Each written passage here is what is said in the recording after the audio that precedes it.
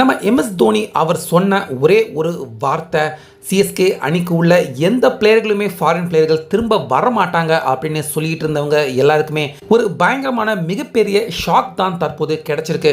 So அந்த வகையில் தற்போது சிஎஸ்கே அணிக்கு உள்ள வரப்போகிற ஃபாரின் பிளேயர்கள், வராத ஃபாரின் பிளேயர்கள் யார் யார் அப்படிங்கிறது இப்போ சற்று கொஞ்ச நேரத்துக்கு முன்னாடி தான் அதிகாரப்பூர்வமாக ரிலீஸ் செய்யப்பட்டிருக்கு. இதில் முக்கியமாக டிவான் கான்வே, தோனி அவர் இப்படி சொல்வார் என்னை பற்றி அப்படின்னு நான் சத்தியமாக எதிர்பார்க்கல. தோனி அவருடைய இந்த மனசு ரொம்ப பெரிய ஒரு பரந்த கடவுள் மாதிரியான மனசு தோனி அவருக்கு அப்படின்னு டிவான் கான்வே அவர் பாராட்டி பேசியிருக்காரு. ஸோ அந்த வகையில் இன்னைக்கு சனிக்கிழமை இன்னையில் இருந்து இரண்டாவது பேஸ் ஐபிஎல் ஆட்டம் பெங்களூர் சின்னசுவாமி கிரிக்கெட் ஸ்டேடியத்தில் கொல்கத்தா நைட் ரைடர்ஸ் அணியும் ஆர்சிபி அணியும் இரண்டு பேருமே மோதுறாங்க. இன்னையில் இருந்து ஐபிஎல் இரண்டாம் பேஸ் ஸ்டார்ட் ஆகுது. ஸோ இதற்காக ஃபாரின் பிளேயர்கள் எல்லாருமே முதல் கட்டமாக வரமாட்டான் அப்படின்னு சொன்ன மற்ற அணியின் பிளேயர்கள் எல்லாருமே ஒருத்தராக வர ஆரம்பிச்சிட்டாங்க. அட்லீஸ்ட் பிளே ஆஃபுக்கு உள்ள வரைக்குமாவது எல்லா அணியின் ஃபாரின் பிளேயர்களுமே கண்டிப்பாக இருப்பாங்க அப்படிங்கிற மாதிரி தான் தெரியுது. ஸோ இதில் நம்ம சிஎஸ்கே வந்து எலிமினேட் ஆகிட்டாங்க. அதனால் கண்டிப்பாக வெளியே போன ஒரு ஃபாரின் பிளேயர் கூட திரும்பி வர போகிறதில்ல.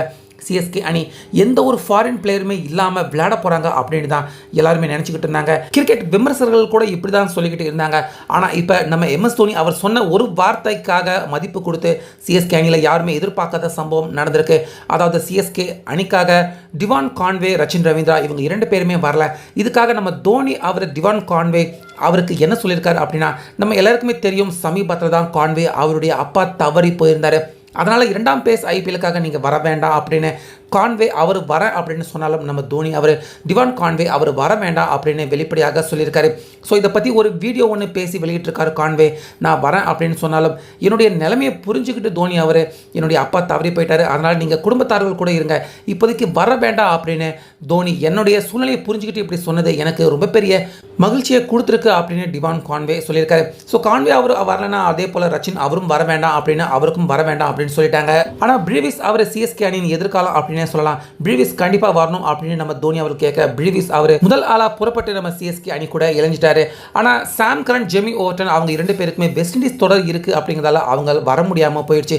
ஆனால் நேத்தன் எலிக்ஸ், நூர் அஹமது, சிஎஸ்கே முக்கியமான போலர் நூர் அஹமது, அப்புறம் பத்திரனா இவங்க எல்லாருமே வராங்க. தோனி அவர்கள் வரணும் அப்படின்னு அவர் சொன்ன அந்த வார்த்தைக்கு மதிப்பு கொடுத்து பத்திரனா, நூர் அஹமது, எலிக்ஸ், பிரேவிஸ் இவங்க 4 பிளேயர்கள் வராங்க. அதே போல் Devon Conway, Rachin Ravindra, Jamie Overton, Sam Curran இந்த 4 பிளேயர்களுமே வரல.